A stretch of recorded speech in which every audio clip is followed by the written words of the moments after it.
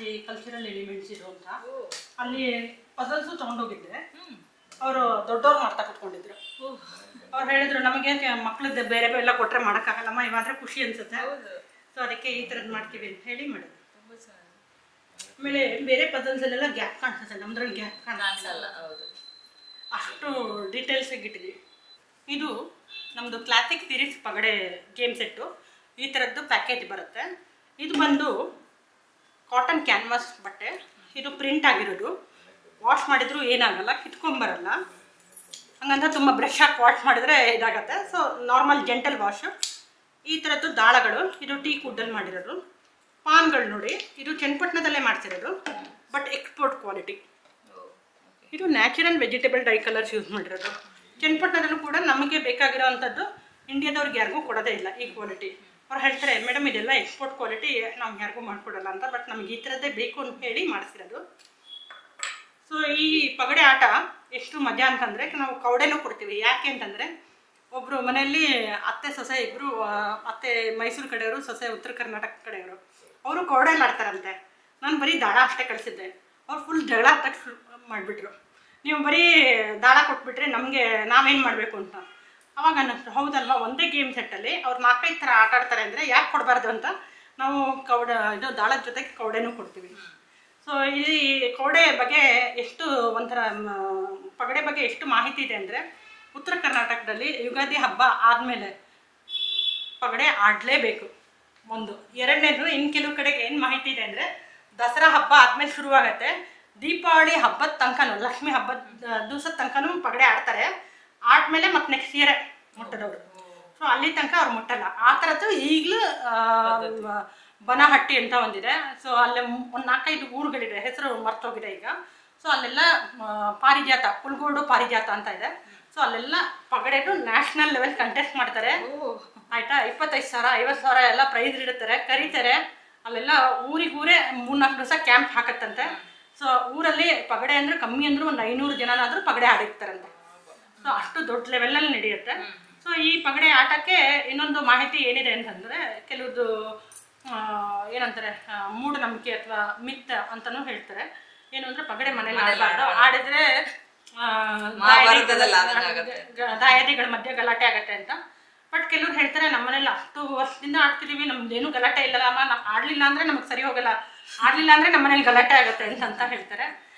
ಇನ್ನು ಕೆಲವರು ಹೇಳ್ತಾರೆ ನೋಡಮ್ಮ, ಅಲ್ಲೆಲ್ಲೋ ಜೂಜಾಡಿ ಇಸ್ಪಿಟ್ಟೆಲ್ಲ ಆಡಿ ಬೆಟ್ಟಿಂಗ್ ಇಡೋದ್ರ ಬದಲು ಈ ಆಟ ಖುಷಿ ಕೊಡುತ್ತೆ, ಮನೆಯವರು ಆ ನೆಪದೆಲ್ಲರೂ ಸೇರ್ತೀವಿ, ಆ ನೆಪದೆಲ್ಲರೂ ಇದು ಮಾಡ್ತೀವಿ, ಸೊ ಏನೂ ತೊಂದರೆ ಇಲ್ಲ ಅಂತ. ಸೊ ಇದು ಅವ್ರವ್ರ ನಂಬಿಕೆ ಮೇಲೆ ಹೋಗುತ್ತೆ. ಸೊ ಅದೇನಿಲ್ಲ. ಈ ಪಗಡೆಯಲ್ಲಿ ಎಷ್ಟು ಥರ ಆಟ ಆಡ್ಬೋದು ಗೊತ್ತಾ? ಭಾರತ ದೇಶ ವೈವಿಧ್ಯಮಯ ದೇಶ. ಅಲ್ಲಿ ಒಂದೇ ಆಟನ ಬೇರೆ ಬೇರೆ ಕಡೆಗೆ ಬೇರೆ ಬೇರೆ ಥರ ಆಡ್ತಾರೆ. ಲೈಕ್ ಭಾಷೆ, ಒಂದು ಉಡುಗೆ ತೊಡುಗೆ, ಆಹಾರ, ಎಲ್ಲದರಲ್ಲೂ ಹೇಗೆ ವೈವಿಧ್ಯತೆ ಇದೆಯೋ ಹಾಗೆ ಆಟ. ಇದನ್ನು ಚೌಸರ್ ಅಂತ ನಾರ್ತ್ ಇಂಡಿಯನ್ ಅವ್ರು ಕರೆದ್ರೆ, ಈ ಕಡೆಯವರು ಪಗಡೆ ಅಂತ ಕರೀತಾರೆ. ತಮಿಳ್ನಾಡವರು ಇದನ್ನ ಸೊಕ್ಕೊಟ್ಟನ್ ಅಂತ ಕರೀತಾರೆ. ಮರಾಠಿಯವರು ಪಗಡಿ ಪಟ್ ಅಂತ ಕರೀತಾರೆ. ಸೊ ಹೀಗೆ ಬೇರೆ ಬೇರೆ ಆಟಗಳಿದೆ. ಸೊ ಇದರಲ್ಲಿ ಎಷ್ಟು ಆಟ ಆಡ್ತಾರೆ ಗೊತ್ತಾ? ಒಂದೇ ಆಟದಲ್ಲಿ 7 ಮನೆ ಆಟ ಅಂತ ಆಡ್ತಾರೆ, 9 ಮನೆ ಆಟ ಅಂತಾರೆ, ಕೂಡೋ ಆಟ ಅಂತ ಆಡ್ತಾರೆ, ಜೋಡಿ ಆಟ ಆಡ್ತಾರೆ, ಒಂಟಿಕಾಯಿ ಆಟ ಅಥವಾ ಸುಳೆ ಆಟ ಅಂತ ಆಡ್ತಾರೆ, ಮೂಲೆ ಕಟ್ಟೋ ಆಟ ಅಂತ. ಸೊ ಒಂದು ಪಗಡೆಯಲ್ಲಿ ಇಷ್ಟು ಥರ ಆಟ ಆಡ್ಬೋದು. ಸೊ ಇದು ಪಗಡೆದಾಯಿತು. ಸೊ ಈ ಪಗಡೆಗೆ ಬೇರೆ ಸ್ಪೆಷಲ್ ಡೈಸ್ಗಳು ಇದೆ. ಸೊ ಈ ಥರ ಡೈಸ್ಗಳು ಕೂಡ ಇದೆ. ಇದು ಒಂದೊಂದೇ ಬಳಸೋದಲ್ವಾ ಡೈಸ್? 2 ಜೋಡಿ. ನಿಮಗೆ ಇನ್ನೊಂದು ವಿಷಯ ಹೇಳ್ತೇನೆ. ಯಾವುದೇ ಡೈಸ್ ತಗೊಳ್ಳಿ, ಅದ್ರದ್ದು ಆಪೋಸಿಟ್ ಸೈಡು 7 ಇರುತ್ತೆ. ಯಾಕೆ ಅಂತ ನೋಡಿ ಹೇಳಿ. ಯಾವುದೇ ಒಂದು ಆಪೋಸಿಟ್ ಡೈಸ್ ತಗೊಳ್ಳಿ, ಆಪೋಸಿಟ್ ಸೈಡ್ಸ್ ನೋಡಿ. ಇಲ್ಲಿ 1 ಇದ್ರೆ ಇಲ್ಲಿ 6 ಇರುತ್ತೆ, ಇಲ್ಲಿ 4 ಇದ್ರೆ ಇಲ್ಲಿ 3 ಇರುತ್ತೆ. ಏನಕ್ಕೆ? It's one of the mathematical theory, probability. So opposite sides 7 ಆದರೆ ಸೊ ಅದು ಇದಾಗತ್ತೆ ಅಂತ. ಸೊ ನೀವು ಈವನ್ ಕ್ಯೂಬ್ ಡೈಸ್ ಬರುತ್ತಲ್ಲ, ಸ್ಕ್ವೇರ್, ಅದರಲ್ಲೂ ಸೇಮ್ ಕಾನ್ಸೆಪ್ಟ್. 6 1 2 4 3 5. ಸೊ ಈ ಥರ ಮಾಡಿದರೆ ಇದು ಬರುತ್ತೆ. ಸೊ ನಿಮಗೆ ಅದು ಒಂಥರ ಖುಷಿ ಅನಿಸುತ್ತೆ. ಯಾರಿಗೂ ಅದು ಗೊತ್ತಿರಲಿಲ್ಲ. ಸೊ ನಾವು ಒಂದೊಂದು ವಿಷಯಕ್ಕೂ ಎಷ್ಟು ಗಮನ ಕೊಡ್ತೀವಿ ಅಂದರೆ ಯಾಕೆ ಈ ಥರ ಮಾಡಬೇಕು ಅಂತ. ಸೊ ಇದಾದಮೇಲೆ ನೆಕ್ಸ್ಟ್ ಇದು ಬಂದು ತಾಬ್ಲಾ ಅಂತ. ಇದು ನಮ್ಮ ಕರಾವಳಿ ಪ್ರಾಂತ್ಯದಲ್ಲಿ ಆಡೋ ಆಟ. ಇದಕ್ಕೆ ಯೂಸ್ ಮಾಡೋ ಡೈಸ್ ನೋಡಿ ಈ ಥರ ಇರುತ್ತೆ. ಇದನ್ನು ಕೊಚ್ಚು ಅಂತ ಕರೀತಾರೆ. ಈ ಡೈಸ್ನ ಹಿಂಗೆ ಕುಟ್ಟಿ ಮೇಲ್ಗಡೆಗೆ ಹಾಕ್ತೀವಿ. ಹಿಂಗೆ ಸೊ ಹೀಗೆ ಬಿದ್ದರೆ ಇದನ್ನ ತಾಬಲ್ ಅಂತ ಕರಿತೀವಿ. ತಾಬಲ್ ಅಂದರೆ ಒಂದು, ಹೀಗೆ ಬಿದ್ದರೆ ದುಗಮ್, ಹೀಗೆ ಬಿದ್ದರೆ ತಿಗಮ್, ಹೀಗೆ ಬಿದ್ದರೆ 8, ಹೀಗೆ ಬಿದ್ದರೆ 12. ಸೊ ಇಲ್ಲಿ ಏನು ಮಾಡ್ತೀವಿ, ಹಕ್ಕಿಗಳನ್ನ ಹೀಗೆ ಜೋಡಿಸಿರ್ತೀವಿ.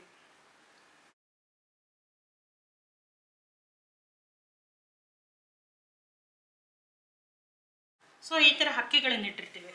ಈ ಹಕ್ಕಿಗಳು ಹೀಗೆ ಜಿಕ್ಸಾ ಪ್ಯಾಟ್ರನಲ್ಲಿ ಮೂವ್ ಆಗಿ ಇಲ್ಲಿ ಬಂದು ಆಕ್ಯುಪೈ ಆಗುತ್ತೆ. ಈ ಹಕ್ಕಿಗಳು ಇಲ್ಲಿ ಬಂದು ಹೀಗೆ ಮೂವ್ ಆಗುತ್ತೆ. ಈ ಆಟ ಚೌಕಾಬಾರ ಥರ ಅನ್ಸುತ್ತೆ, ಬಟ್ ಖಂಡಿತ ಚೌಕಾಬಾರ ಅಲ್ಲ. ಇದರಲ್ಲಿ ಬಿದ್ದಿರುತ್ತಲ್ಲ ಡೈಸ್ನ ಸ್ಪ್ಲಿಟ್ ಮಾಡ್ಬೋದು. 8 ಬಿದ್ದರೆ 4 ಅಂತ ಸ್ಪ್ಲಿಟ್ ಮಾಡ್ಬೋದು. 12 ಬಿದ್ದರೆ 6, ತಾಬಲ್ ಬಿದ್ದರೆ 1. ಸೊ ಇಲ್ಲಿ ಹಕ್ಕಿಗಳು ಯಾರು ಜಾಸ್ತಿ ಬಂದು ಎನಿಮಿ ಮನೆ ಆಕ್ಯುಪೈ ಮಾಡ್ಕೊತಾರೋ, ಯಾರು ಜಾಸ್ತಿ ಎದುರಾಳಿ ಕಾಯಿನ ಹೊಡಿತಾರೋ ಅವ್ರು ವಿನ್ನರ್ ಅಂತ. ನಮಗೆ ಒಬ್ಬರು ಕಸ್ಟಮರ್ ಅವರಿಗೆ ಲೈಫ್ ಸೈಜ್ ಬೋರ್ಡ್ ಗೇಮ್ ಬೇಕು ಅಂತಲೇ ಹೇಳಿ ಮಾಡಿಸ್ಕೊಂಡಿದ್ದು. ಈ ಕ್ವಾಲಿಟಿ ಮಾಡ್ತೀವಿ. ಅವರು ಚಿಕ್ಕ ಒಂದೇ ಅಲ್ಲ, ಚಿಕ್ಕದು ಇದೆ, ತೋರಿಸ್ತೇನೆ. ಇದು ಅವರು 14 ಗೇಮ್ ಸೆಟ್ಟು.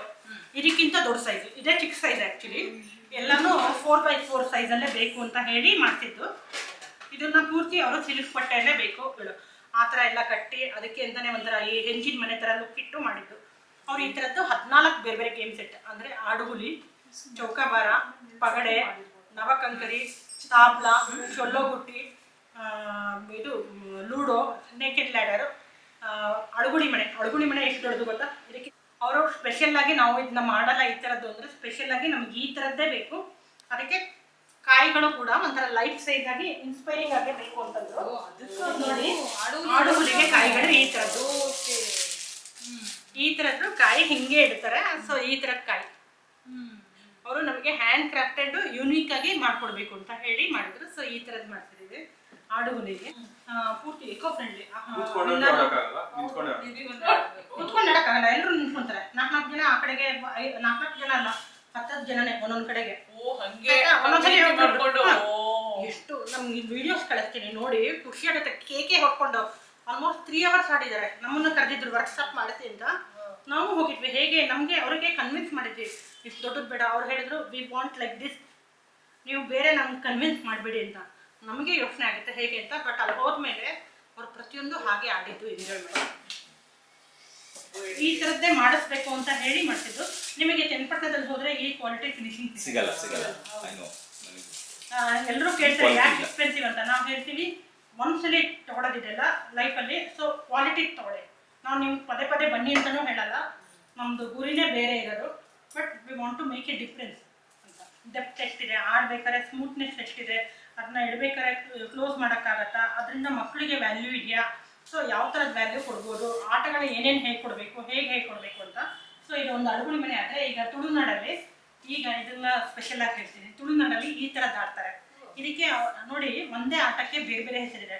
ಫಾರಿನ್ ಭಾಷೆಯಲ್ಲಿ ಇಂಗ್ಲೀಷಲ್ಲಿ ಕರೆಯೋದಾದರೆ ಮಂಕಾಲ ಅಂತ ಕರೀತಾರೆ, ಇಂಡಿಯನ್ ಮಂಕಾಲ. ಕರ್ನಾಟಕದಲ್ಲಿ ಕರೆಯೋದಾದರೆ ಅಡುಗುಳಿ ಮನೆ, ತುಳುನಾಡಲ್ಲಿ ಕರೆಯೋದಾದರೆ ಚೆನ್ನೆ ಮನೆ, ಅಥವಾ ಇದರಲ್ಲಿ ತಮಿಳ್ನಾಡಲ್ಲಿ ಕರೆಯೋದಾದರೆ ಪಲ್ಲಾಂಗುಡಿ, ಆಂಧ್ರದಲ್ಲಿ ಕರೆಯೋದಾದರೆ ವಾಮನ ಗುಂಟಲು, ಕೊಂಕಣಿ ಕಡೆ ಕರೆಯೋದಾದರೆ ಗುರುಪಾಳೆ. ಹೀಗೆ ಬೇರೆ ಬೇರೆ ಹೆಸರಿದೆ. ಒಂದೊಂದು ಹೆಸರಿಗೂ ಆ ಇತಿಹಾಸ ಎಲ್ಲ ಹುಡುಕಿಟ್ಟಿದ್ದೀವಿ. ಸೊ ಅದರದ್ದೆಲ್ಲ ಬರೆದಿಟ್ಟಿದ್ದೀನಿ ಹೇಗೆ ಮಾತು ಹೇಳ್ತಾರೆ ಏನಿರುತ್ತೆ ಅಂತ. ಈ ಇದ್ರ ಸ್ಪೆಷಲ್ ಏನು ಅಂತಂದರೆ ತುಳುನಾಡಲ್ಲಿ ಈಗ ಎಲ್ಲ ಅಟ್ಟದ ಮನೇಲಿ ಇಟ್ಟಿರ್ತಾರೆ. ಆಷಾಢ ಶುರುವಾಗತ್ತಲ್ಲ ಅವತ್ತಿನ ದಿವಸ ಬೆಳಗ್ಗೆ ಅಟ್ಟದಿಂದ ಕೆಳಗಡೆ ಇಳಿಯುತ್ತೆ. ಈಗ ನೀವು ಅಲ್ಲಿ ಯಾವುದೇ ಪೇಪರ್ ನೋಡಿ ತುಳುನಾಡ್ದು ಮಂಗಳೂರು ಸೈಡ್ ಎಲ್ಲರೂ ಇದ್ರದ್ದು ಚೆನ್ನೆಮಣೆ ಗೊಬ್ಬುಡು ಅಂತ ಕಾಂಪಿಟೇಷನ್ ಮಾಡ್ತಾರೆ. ಚೆನ್ನೆಮಣೆ ಗೊಬ್ಬುಡು ಅಂತ ಮಾಡಿ ಇಡೀ ಊರೇ ಅಡುಗುಳಿ ಮನೆ ಚೆನ್ನೆಮಣೆ ಆಗುತ್ತೆ. ಅವರು ಚೆನ್ನೆಮಣೆಗೆ ಉಪಯೋಗಿಸೋದು ಕಾಯಿಗಳು, ಚೆನ್ನೆ ಬೀಜದ ಕಾಯಿ. ಅದು ಗುಲ್ಗಂಜಿ ಥರ ಅನ್ಸುತ್ತೆ, ಬಟ್ ಗುಲ್ಗಂಜಿ ಅಲ್ಲ. ಅದು ಅದರದ್ದು ಬೀಜ ಅಂದರೆ ಚೆನ್ನೆ ಬೀಜ. ಈ ಬೀಜದಿಂದನೇ ಈ ಆಟಕ್ಕೆ ಚೆನ್ನೆಮಣೆ ಅಂತ ಹೆಸರು ಬಂದಿದೆ. ಗುಲ್ಗಂಜಿ ಅಂತ ಏನಂತಿಲ್ಲ, ಬೀಜ ಆರ್ಟಿಫಿಷಿಯಲ್ ಒರಿಜಿನಲ್ ಕಲರ್.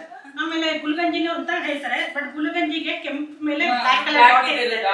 ಆಮೇಲೆ ಇನ್ನೊಂದು ವೈಶಿಷ್ಟ್ಯ ಏನ್ ಗೊತ್ತಾ, ಗುಲ್ಗಂಜಿದು ಏನ್ ವೈಶಿಷ್ಟ್ಯ, ಯಾಕೆ ಅದನ್ನ ಚಿನ್ನದ ತೂಕಕ್ಕೆ ಯೂಸ್ ಮಾಡ್ತೀವಿ ಅಂತ ಗೊತ್ತಾ ನಿಮ್ಗೆ?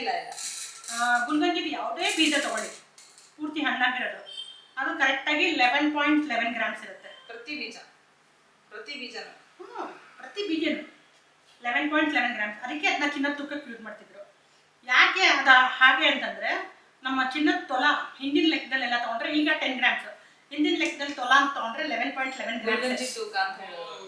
ಸೊ ಅದಕ್ಕೆ ಯಾಕೆ ಗುಲ್ಗಂಜಿ ತೂಕ ಚಿನ್ನ ಅಂತ ಹೇಳ್ತಿದ್ರು ಅಂದ್ರೆ ಅದಕ್ಕೆ. ಸೊ ನಾವೆಲ್ಲ ಹುಡುಕ್ಬೇಕಾದ್ರೆ ಈ ಥರದ ವಿಷಯಗಳು ಸಿಗತ್ತೆ, ಎಲ್ಲೋ ಒಂದ್ ಕಡೆ ಬರ್ಕೊಂಡಿದೀವಿ. ನಾನು ಮಾಡಬೇಕು ತೋರಿಸಿದ್ದೆ, ನಮ್ದು ಬಿಡುತ್ತೆ ನಮ್ಮ ಇದರಲ್ಲಿ ಗಾರ್ಡನಲ್ಲಿ ತಗೊಂಡ್ ಬಂದ ತೋರಿಸಿದ್ದೆ, ಬಂಗಾರ ತೂಕ ಮಾಡಕ್ ಬಳಸ್ತಾರೆ ಅಂತ. ಕ್ವಶನ್ ತುಂಬಾ ಬಂದಿತ್ತು, ಹೆಂಗೆ ಯಾಕೆ ಅದ ಹೆಂಗೆ ಅಂತ. ಬಟ್ ಎಕ್ಸ್ಪ್ಲನೇಷನ್ ಇವತ್ತು ಸಿಕ್ತು.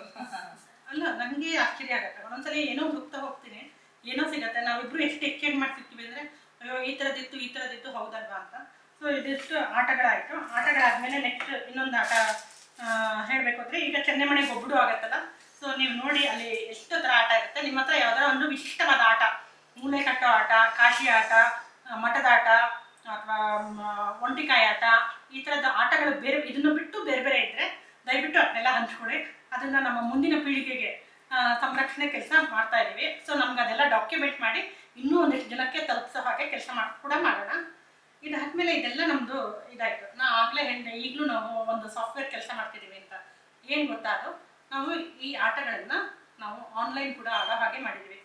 ಚೌಕಾಬಾರ ಕೂಡ ಎಲ್ಲರೂ ಈಗ ಕಸಿನ್ಸ್ ಎಲ್ಲರೂ ಅಮೆರಿಕದಲ್ಲಿದ್ದಾರೆ, ಇನ್ನೆಲ್ಲೋ ಇದ್ದಾರೆ, ಇನ್ನೊಬ್ರು ಡೆಲ್ಲಿಲಿದ್ದಾರೆ, ಇನ್ನೊಬ್ರು ಹಳ್ಳಿಲಿದ್ದಾರೆ, ಆಟ ಆಡಬೇಕು. ಸೊ ಆ ಥರದ್ದು ಒಂದು ಪ್ಲಾಟ್ಫಾರ್ಮ್ ಡೆವಲಪ್ ಮಾಡಿದ್ದೀವಿ. ಅದ್ರ ಹೆಸರು tollugatti.com. ಸೊ ಅಲ್ಲಿ ಏನು ಮಾಡ್ತಾ ಇದ್ದೀವಿ ಅಂತಂದರೆ, ಇದನ್ನು ಡೆವಲಪ್ ಮಾಡಿರೋ ಪೂರ್ತಿ ನಮ್ಮ ಮನೆಯವರೇ. ನಾನು ಅದಕ್ಕೆ ಸ್ವಲ್ಪ ಜಸ್ಟ್ ಬ್ಯಾಕ್ ಆ್ಯಂಡ್ ಸಪೋರ್ಟ್, ನಂದೇನಿದ್ರು ಈ ಥರ ಫಿಸಿಕಲ್. ಸೊ ಅಲ್ಲಿ ಏನು ಮಾಡಿದ್ದೀವಿ ಅಂತಂದರೆ, ನಮ್ಮ ಒಂದು ಭಗವದ್ಗೀತೆ ಕಲಿಯೋದು ಇಷ್ಟ ಇದೆಯಾ, ಅಥವಾ ಒಂದು ನಮ್ಮ ದೇವಸ್ಥಾನಗಳ ಒಂದು ಆರ್ಕಿಟೆಕ್ಚರ್ ಹೇಗಿದೆ ಅಂತ ತಿಳ್ಕೊಳ್ಳೋ ಆಸೆ ಇದೆಯಾ. ಅಂದರೆ ನಮ್ಮ ದೇವಸ್ಥಾನಗಳಲ್ಲಿ ಈಗ ನಾಗರ ಶೈಲಿ, ದ್ರಾವಿಡ ಶೈಲಿ, ಬೇಸರ ಶೈಲಿ ಅಂತ ಎಲ್ಲ ಇದೆ. ಸೊ ಅದ್ರದ್ದು ಬಗ್ಗೆ ಆಸೆ ಇದೆಯಾ, ಬೇಡ ನಮ್ಮ ರಾಮಾಯಣದ ಬಗ್ಗೆ ಇನ್ನೂ ತಿಳ್ಕೊಳ್ಳೋ ಆಸೆ ಇದೆಯಾ. ಕೈಕೇಯಿಗೆ ಒಬ್ಬ ಅಣ್ಣ ಇದ್ದ, ಆ ಅಣ್ಣನ ಹೆಸರು ಏನು ಅಂತ ಗೊತ್ತಾ. ಸೊ ನಮ್ಮ ಪುರಾಣದಲ್ಲಿ ಕಂಡು ಬರುವ ಅಣ್ಣ ತಂಗಿಗಳು ಯಾರ್ಯಾರು, ಯಮ ಯಮಿ ಕೇಳಿದ್ದೀವಿ. ಅಥವಾ ಈ ಕಡೆಗೆ ರಾಮನಿಗೆ ತಂಗಿ ಅಕ್ಕ ಶಾಂತ ಅಂತ ಇದ್ರು. ಇದು ಇಷ್ಟೋ ಜನಕ್ಕೆ ಗೊತ್ತಿಲ್ಲ. ಈ ಥರದ್ದು ಹೇಳದೇ ಇರೋ ವಿಷಯಗಳನ್ನ ನಮ್ಮ ಒಂದು ಕ್ವಿಜ್ ಮುಖಾಂತರ, ಆನ್ಲೈನ್ ಪಜಲ್ಸ್ ಮುಖಾಂತರ, ಕ್ರಾಸ್ವರ್ಡ್ ಮುಖಾಂತರ, ಹೀಗೆ ಒಂದಿಷ್ಟು ಚಾಲೆಂಜ್ ಬೇಸ್ಡ್ ಲರ್ನಿಂಗ್ ಹಾಕಿದ್ದೀವಿ.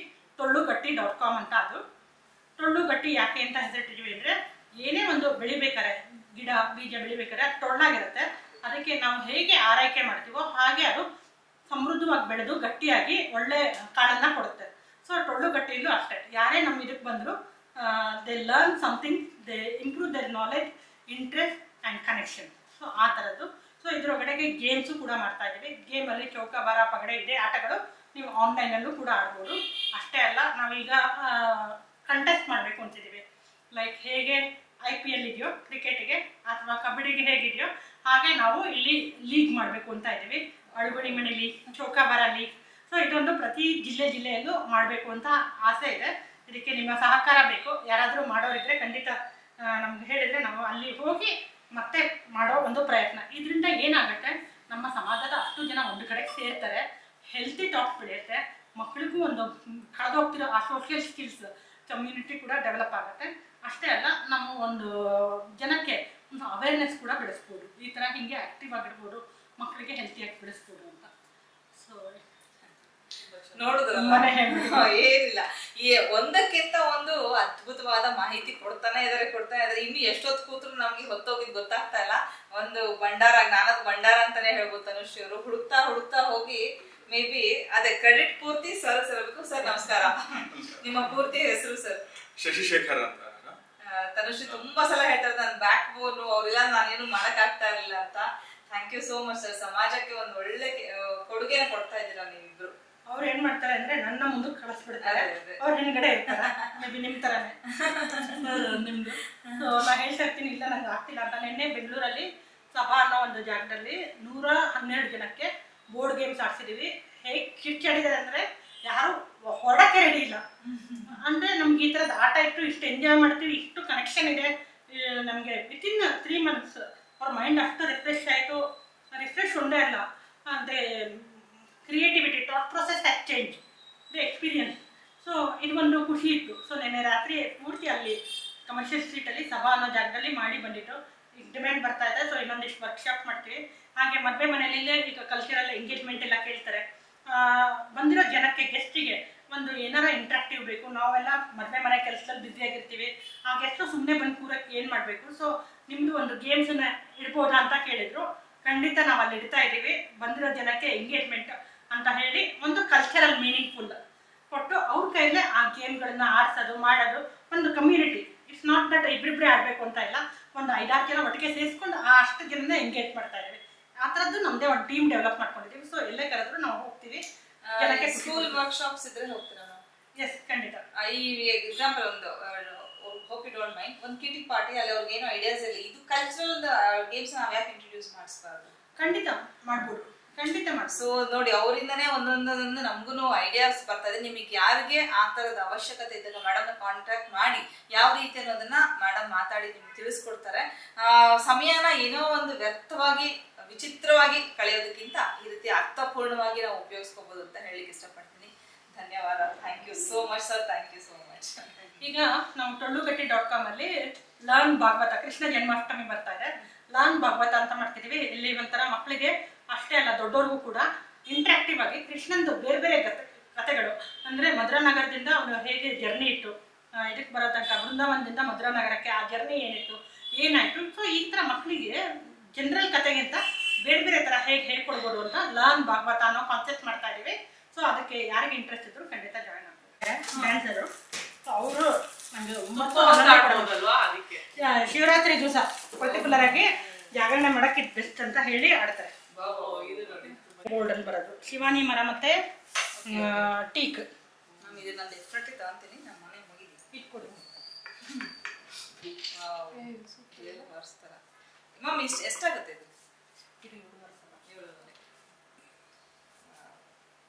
ನಾವು ದೊಡ್ಡದು ಮಾಡಿಸಿದ್ವಲ್ಲ, 1.25 ಏನಾಗಿದೆ. ದೊಡ್ಡ ಚೆಸ್ ಮಾಡಿಸಿದ್ವಲ್ಲ, 1.25 ಲಕ್ಷ. ಏನು ಬರಲ್ಲ ಒಂದು. ಅದು ಅಲ್ಲೆಲ್ಲ ಇರಬೇಕು, ಅವರು ಇದು ಮಾಡ್ತಾರಲ್ಲ, they have mentioned some standards. So grand masters ಇವರೆಲ್ಲ ಆಡ್ಬೇಕಾರೆ they go by the standards. Material ಇದು ಸ್ಕ್ರಾಚ್ ಆಗಬಾರ್ದಲ್ಲ ಅಂತೀರಿ, ಯೂಸ್ ಮಾಡ್ತಾರ, ಈ ತರ ಯೂಸ್ ಮಾಡ್ತಾರ. ಕಾಂಬೋನೇ ಪ್ರಪಂಚದಲ್ಲಿ ಯಾವ್ಯಾವುದು ಟಾಪ್ ಮೋಸ್ಟ್ ಗೇಮ್ ಆಡ್ತಾರಲ್ಲ ಅದೆಲ್ಲದರದ್ದು ಕೊಡುಗೆ ಭಾರತದಿಂದನೇ ಬಂದಿರೋದು, ಗೊತ್ತಾ? ಭಾರತನೇ ಚೆಸ್ ಅಂತ ಹೇಳ್ತೀವಲ್ಲ, ಈ ಚೆಸ್ ಯಾವುದರಿಂದ ಬಂದಿದ್ದು? ಚದುರಂಗಕ್ಕೆ ಮುಂಚೆ ಅಷ್ಟಪದ ಅಂತ ಇತ್ತು. ಸೊ ಇದ್ರ ಎಲ್ಲ ರೆಫರೆನ್ಸು ಕೂಡ ಈಗಲೂ ಇದೆ, ಆಯಿತಾ? ಎರಡನೇ ಆಟ ಹಾವು ಏಣಿ ಅಂತ ಹೇಳ್ತೀವಲ್ವಾ, ಹಾವು ಏಣಿನ ಈಗ ಸ್ನೇಕ್ ಆ್ಯಂಡ್ ಲ್ಯಾಡರ್ ಅಂತ ಕರೀತಾರೆ. ಆ್ಯಕ್ಚುಲಿ ನಮ್ಮ ಹಾವು ಏಣಿ ಏನು ಅಂತಂದರೆ ಜ್ಞಾನಪಥ, ಮೋಕ್ಷಪಥ, ಕೈಲಾಸ ಪಥ, ಈ ಥರ ಬೇರೆ ಬೇರೆ ಹೆಸರಿದೆ. ಉದ್ದೇಶ ಇಷ್ಟೇ, ನಮ್ಮ ಗುಡ್ ಡೀಡ್ಸ್ ಬ್ಯಾಡ್ ಡೀಡ್, ನಮ್ಮ ಒಳ್ಳೆ ಕೆಲಸ ಮತ್ತು ಕೆಟ್ಟ ಕೆಲಸ, ಇದ್ರ ಮೇಲ್ಗಡೆಗೆ ನಾವು ಜೀವನದಲ್ಲಿ ಹೇಗೆ ಮುಂದೆ ಹೋಗ್ತೀವಿ ಅನ್ನೋದ್ರ ಮೇಲೆ ಹಾವು ಏಣಿ ಆಟ ಇದ್ದಿದ್ದು. ಸೊ ನಮ್ಮ ಕೆಟ್ಟ ಕೆಲಸಕ್ಕೆ ನಾವು ಕಚ್ಚಿಸ್ಕೊಂಡು ಕೆಳಗಡೆಗೆ ಬರ್ತೀವಿ, ಒಳ್ಳೆ ಕೆಲಸಕ್ಕೆ ಏಣಿ ಹತ್ಕೊಂಡು ಮೇಲ್ಗಡೆ ಹೋಗ್ತೀವಿ ಅನ್ನೋದು ಕಾನ್ಸೆಪ್ಟ್. ಇಲ್ಲಿ ಇನ್ನೊಂದು ಟ್ವಿಸ್ಟ್ ಇದೆ. ನಾವು ಸ್ನೇಕ್ ಆ್ಯಂಡ್ ಲ್ಯಾಡರ್ ಬರೀ 100ಗೆ ನೋಡ್ತೀವಲ್ವಾ, ಹಾವು ಏಣಿ ಆಟದಲ್ಲಿ ಒಂದು ಕಡೆಗೆ 108 ನೋಡ್ತೀವಿ, ಒಂದು ಕಡೆಗೆ 121 ನೋಡ್ತೀವಿ, ಒಂದು ಕಡೆಗೆ 132 ನೋಡ್ತೀವಿ. ಯಾಕೆಂದರೆ ಇವೆಲ್ಲ ಪವಿತ್ರವಾದ ಸಂಖ್ಯೆಗಳು. ಜೈನಲ್ಲಿ 132 ನೋಡ್ತೀವಿ, ಜ್ಞಾನಪಥ ಮೋಕ್ಷಪಥ ಅಂತ ಹೇಳ್ತೀವಲ್ಲ. ಕೈಲಾಸ ಪಥದಲ್ಲಿ 121, 108 ನೋಡ್ತೀವಿ. ಇದು ವಿಷ್ಣು ವೈಕುಂಠ ಪಥದಲ್ಲಿ 121 ಆ ಥರ ನೋಡ್ತೀವಿ. ಸೊ ಇದೆಲ್ಲ ನಮ್ಮದು ಆಟಗಳು. ಅದು ಹೋಗಿ ಈಗ ಸ್ನೇಕ್ ಆ್ಯಂಡ್ ಲ್ಯಾಡರ್ ಅಂತ ತುಂಬ ಸಿಂಪ್ಲಿಫೈ ಆಗಿದೆ, ಅಲ್ಲಿ ಏನೂ ಕಾನ್ಸೆಪ್ಟೇ ಇಲ್ಲ. ಬಟ್ ನಮ್ಮದ್ರಲ್ಲಿ ಎಷ್ಟು ಒಳ್ಳೆ ಕಾನ್ಸೆಪ್ಟ್ ಇತ್ತಂದರೆ ಮಕ್ಕಳಿಗೆ ಚಿಕ್ಕ ವಯಸ್ಸಲ್ಲಿ ಆಡ್ಬೇಕಾದ್ರೆ ಏನೇನು ಮಾಡಿದರೆ ಒಳ್ಳೆಯದು, ಏನು ಮಾಡಿದರೆ ತಪ್ಪು ಸರಿ ಅಂತ ಆಟದ ಮುಖಾಂತರನೇ ಅರ್ವ್ ಮಾಡಿಸ್ಕೊಳ್ತಾ ಇದ್ವಿ. ಮೂರನೇ ಆಟ ಲೂಡೋ ಅಂತ ಆಡ್ತೀವಲ್ಲ, ಈ ಲೂಡೋ ಬಂದಿದ್ದೇ ಪಗಡೆಯಿಂದ. ಸೊ ಲೂಡೋ ಪಗಡೆದು ಕೆಟ್ಟ ಟ್ರಾನ್ಸ್ಫಾರ್ಮೇಷನ್ ಲೂಡೋ ಅಂತ ಹೇಳ್ಬೋದು. ಸೊ ಆದರೆ ಲೂಡೋ ತುಂಬ ಪಾಪ್ಯುಲರ್ ಆಗಿದೆ.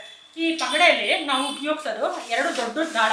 ಅವರಿಗೆ ಆ ದಾಳ ಉಪಯೋಗಿಸೋಕ್ಕೆ ಗೊತ್ತಾಗಿಲ್ಲ, ಸೊ ಅವರು ಸ್ಕ್ವೇರ್ ದಾಳದಲ್ಲಿ ಬಂದು ಉಪಯೋಗಿಸಿದ್ರು.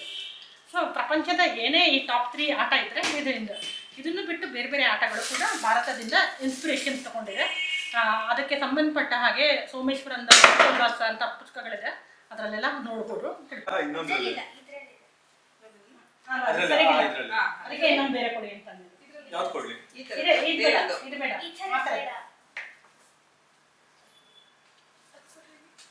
ಅಲ್ಲಿ ನೋಡಿ, ನಮ್ಮ ನಾಗರ ಪಂಚಮಿಗೆ ಮಾಡೋದು ಇರ್ಬೋದು, ಅಥವಾ ಹೋಳಿ ಆಟ ಇರ್ಬೋದು, ಅಥವಾ ರಾಮ ಸೀತೆ ವನವಾಸದಲ್ಲಿರೋದಾಗಿರ್ಬೋದು, ಹನುಮಂತ ಸೀತೆಗೆ ಉಂಗುರ ಕೊಡ್ತಿರೋದು, ನಮಸ್ಕಾರ ಮಾಡ್ತಿರೋದಾಗ್ಬೋದು.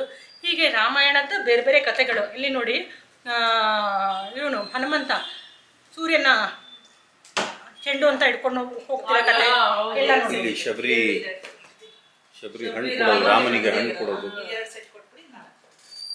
ಶಬರಿಗೆ ಹಣ್ಣು ಕೊಡೋದು, ಆಮೇಲೆ ಸೇತುವೆ, ರಾಮ ಸೇತುವೆ ಕಟ್ಟೋದು, ಕುಂಭಕರ್ಣನ ಎದ್ದೇಳಿಸೋದು, ರಾಮ ಸೀತೆ ಕಾಡಲ್ಲಿ ಓಡಾಡ್ತಿರೋದು. ಓಕೆ, ಇದು ಹಳೇದು ಸರಿ ಹೇಗೆ ಇದಾಗತ್ತೆ ಅಂತ ಒಂದು ಪೂರ್ತಿ. ಸೊ ಇಲ್ಲಿ ಕತೆಗಳು ಹೇಳ್ತಾ ಇರ್ತೀವಿ. ಲಕ್ಷ್ಮಣ ಬಂದ, ಲಕ್ಷ್ಮಣ ಹನುಮಂತನ ಜೊತೆಗೆ ನೋಡ್ತಾ ಇದ್ದಾನೆ. ಈ ಥರ ಹಿಂಗೆ ಕತೆ ಹೇಳ್ಕೊಂಡು ಹೇಳಿದ್ದೀನಿ ಸುಮಾರು ಕಡೆಗೆ. ಸೊ ಮಕ್ಕಳು ಇಷ್ಟಪಟ್ಟಿದ್ದಾರೆ, ಪೇರೆಂಟ್ಸು ಕೂಡ ಮಕ್ಳಿಗೆ ಫುಲ್ ಅಟ್ರಾಕ್ಟಿವ್ ಆಗಿ ಇದಾಗಿರುತ್ತೆ ಅಂತ ಹೇಳ್ತಾರೆ.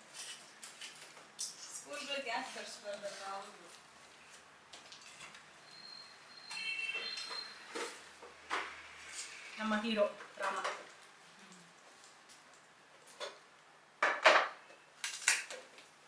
ಬರ್ಡೇ ಕ್ಯಾಪ್ ಅಂತ ಹಾಕೋದ್ರ ಬದಲು ಯಾಕೆ ನಮ್ಮ ಶ್ರೀರಾಮ ಮುಕುಟ ಸೀತಾ ಮುಕುಟ ಮಾಡಬಾರ್ದು ಅಂತ ಮಾಡಿದ್ದು. ಇದು ಡೂ ಇಟ್ ಯುವರ್ ಸೆಲ್ಫ್ ಮುಕುಟ. ಇಲ್ಲಿ ಕಟ್ ಮಾಡಿಬಿಟ್ಟು ಇಲ್ಲಿ ದಾರ ಕಟ್ಕೊಂಡ್ರೆ ಅವರ ಮಕ್ಕಳುಗಳು ಹುಟ್ಟು ಬಾಲರಾಮ ಬಾಲ ಸೀತೆನ ನೋಡ್ಬೋದು ಮನೆಯಲ್ಲಿ ಅಂತ. ಸೊ ಇದು ಒಂದು ಇನ್ನೋವೇಟಿವ್ ಆಗಿ ಮಾಡಿರೋದು. ಸೊ ಬರ್ಡೇ ಕ್ಯಾಪ್ ಏನೇನೋ ಹಾಕೊಳ್ಳೋದ್ರ ಬದಲು ವೈ ನಾಟ್ ನಮ್ಮದು ಅಂತ ಒಂದು ಶುರು ಮಾಡಿದ್ದೆ.